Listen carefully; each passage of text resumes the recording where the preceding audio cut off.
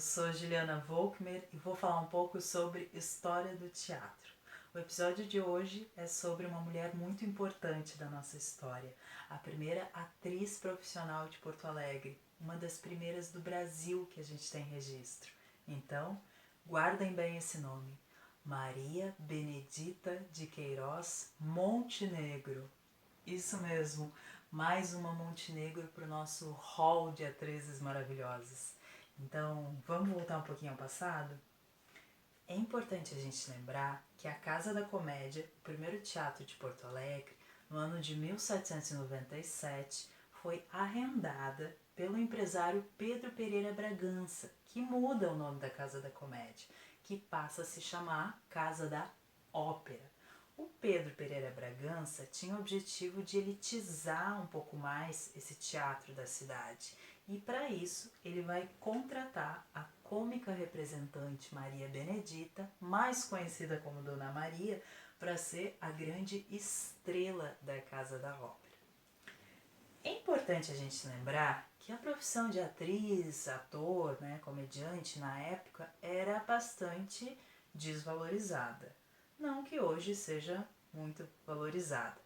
Mas, só para vocês terem uma ideia, em 1780, a Dona Maria I, rainha de Portugal, assina um decreto que proíbe a presença de mulheres tanto nos palcos quanto nos bastidores, na plateia das salas de espetáculo. Por quê? Porque o teatro era considerado um lugar de degradação. Outro exemplo vem antes. Em 1599, os jesuítas tinham um livro com várias regras e uma dessas regras era a proibição de personagens femininas nos autos catequéticos, com exceção da Virgem Maria, que podia ser representada por um homem, porque eles achavam que as mulheres poderiam seduzir os jovens. Bom, apesar das proibições, há registros excepcionais da presença de algumas mulheres nos palcos brasileiros no final do século XVIII, mulheres que desafiaram seu tempo, como a Maria Benedita. O Pedro Pereira Bragança, ele acreditava tanto no potencial artístico da Maria Benedita que assinou um contrato de 1 ano com ela. Esse contrato, gente, é um dos documentos mais importantes da história do nosso teatro, porque nos dá a ideia do que era trabalhar com teatro na época. Eu tenho ele aqui na íntegra nesse livro, que se chama Palco, Salão e Picadeiro, na Porto Alegre do século XIX. É um livro do Atos Damasceno, um importante pesquisador e também escritor aqui de Porto Alegre. Ele já é falecido.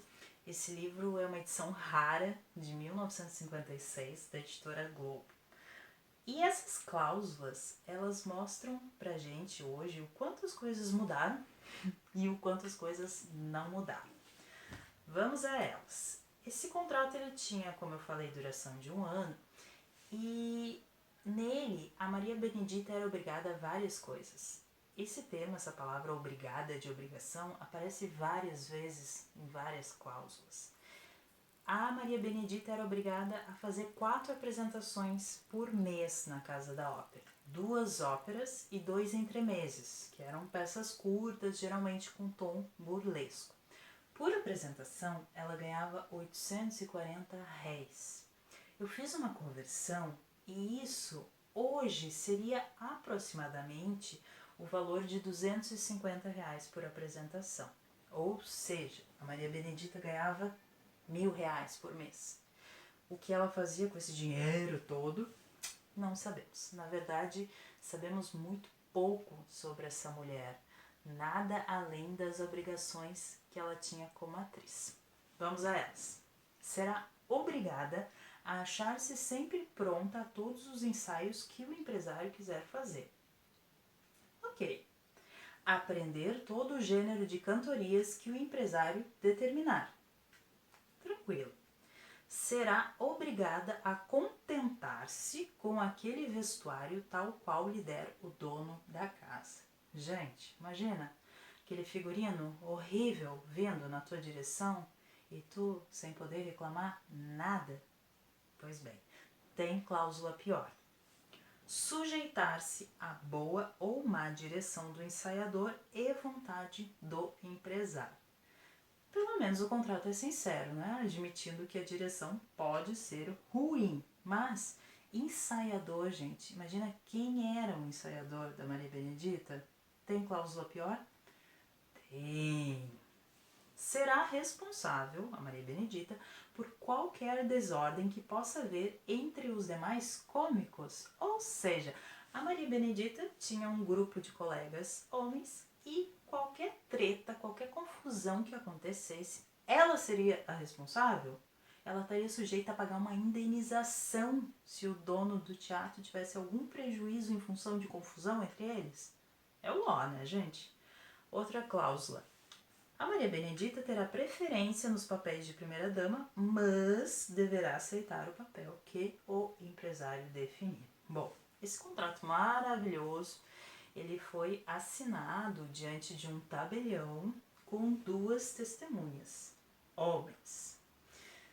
Há registros de que as primeiras apresentações da Maria Benedita foram um verdadeiro sucesso, muitos aplausos, casa lotada, mas com o passar da novidade, a elite deixa de frequentar a Casa da Ópera de forma tão assídua.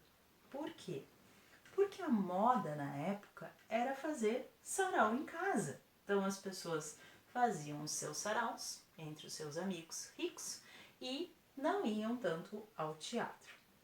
No final de um ano, a Casa da Ópera fecha as portas, a Maria Benedita não tem o seu contrato renovado, mas essa história não termina aqui.